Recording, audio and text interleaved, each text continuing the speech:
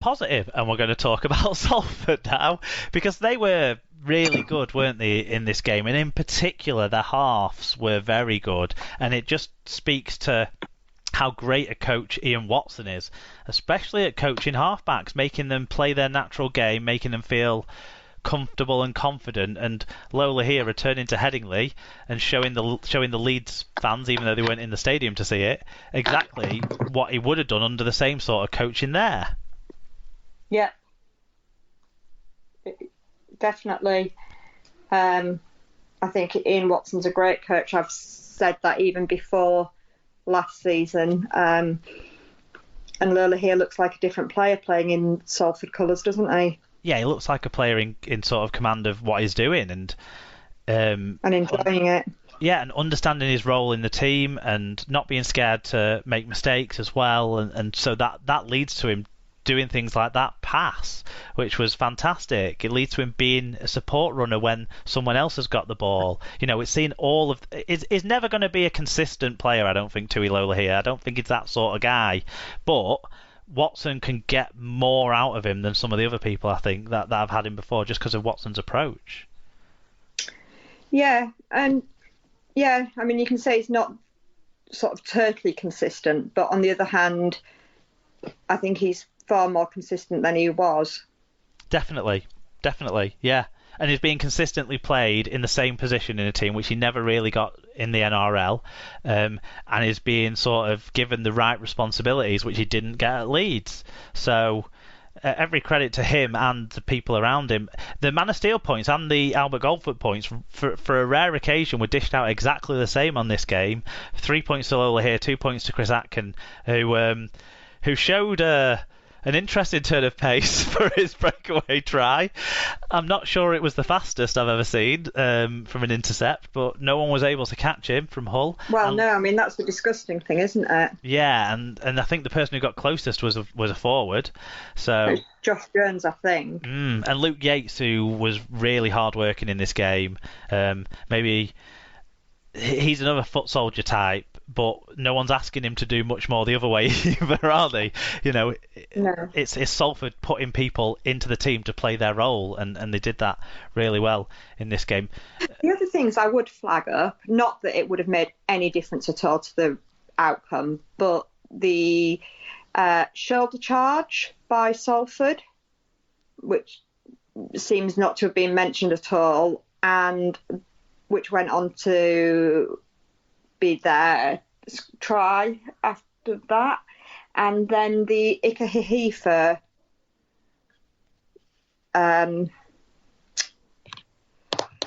foul. Yes, yeah. Houghton tried to take the quick tap and then was pulled back for that. The shoulder charge one, was that the really big hit that came in? I think a few players came in, didn't they? And knocked the ball loose right on your goal line. In the lead up to the Luke Yates try, I think. Probably. I don't know. It all merged into, you know, a general... One of those second half tries, yeah. Yeah. I don't remember seeing it as a big issue, but I maybe didn't watch it as, you know, I'm not going to be watching it as intently as you are. It's not my team, sort of thing. So I'll sort of take your view on that being a bit iffy, but certainly the Ikahihifa non-sin bin was ridiculous. It was absolutely ridiculous. It was the most blatant, intentional foul I've ever seen on a rugby pitch. It was that blatantly obvious that he intended to do it. He was stood offside because he was stood next to the dummy half, and then he picked the ball up. He thought he was the hooker. That's the only explanation, other than it was so deliberate. Being in the wrong place, but yeah. It was crazy, wasn't it? And the fact that it isn't in the clear directives that should be a sin bin, to me, it's exactly the same impact as what Ratu Nulonga was sin binned for, which we've seen obviously consistently applied, and you can't criticise that decision in its own right. Even though it was a bit more frustration and reactive, it was still against what we see the rules to be. But surely Ikahifo's was exactly the same of being against the spirit of what we want to see, and it was more intentional. Yeah, that was one the officials got wrong for certain. I'm not sure it would have changed the outcome like you said as It well. wouldn't change the outcome at all.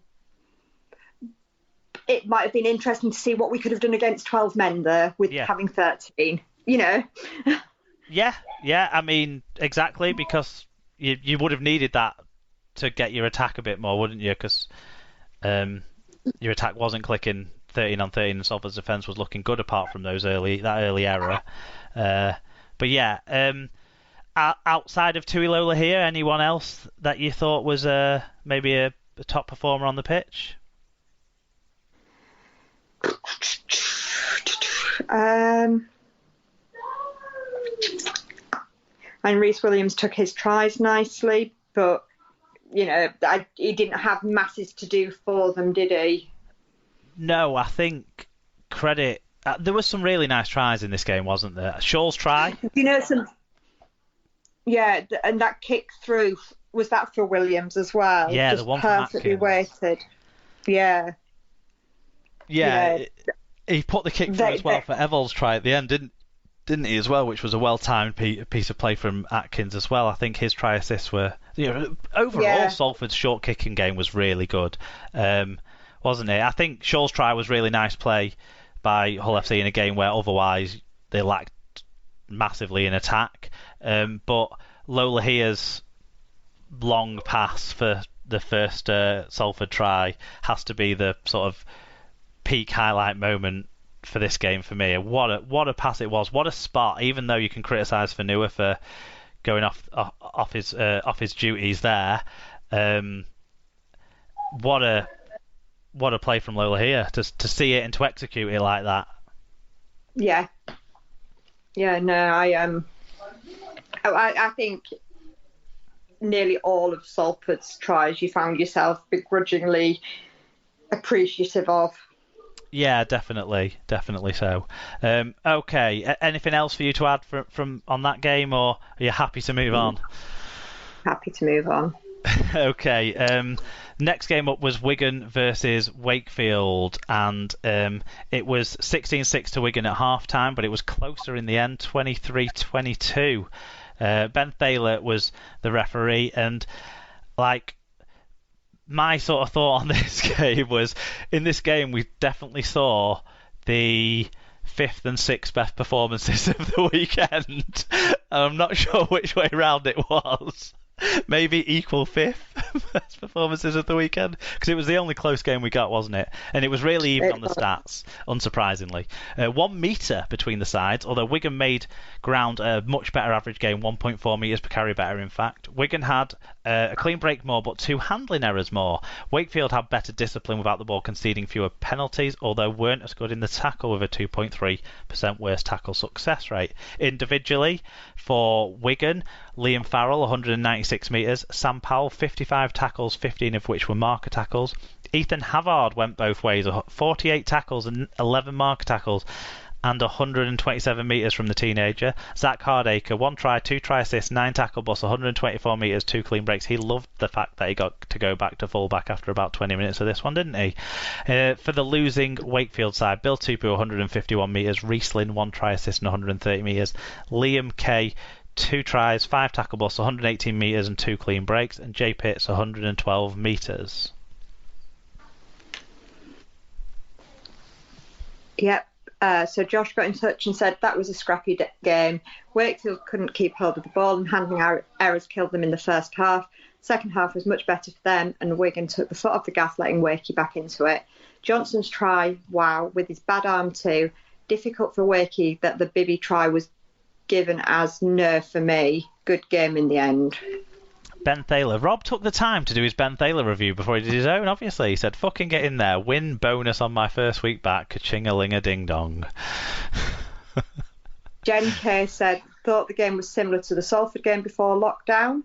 Same yellow kit, same commanding lead, same surrender of lead, but thankfully a different result. Didn't look great, but we're back and we won, and that's all that matters. I'd take that analogy. Sorry. That you can remember life before lockdown.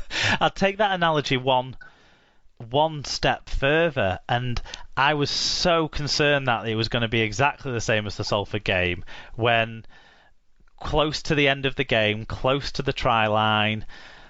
Young Smith didn't take the opportunity to kick a drop goal, and instead he looked for Hastings to try and see if Hastings could make something happen out wide.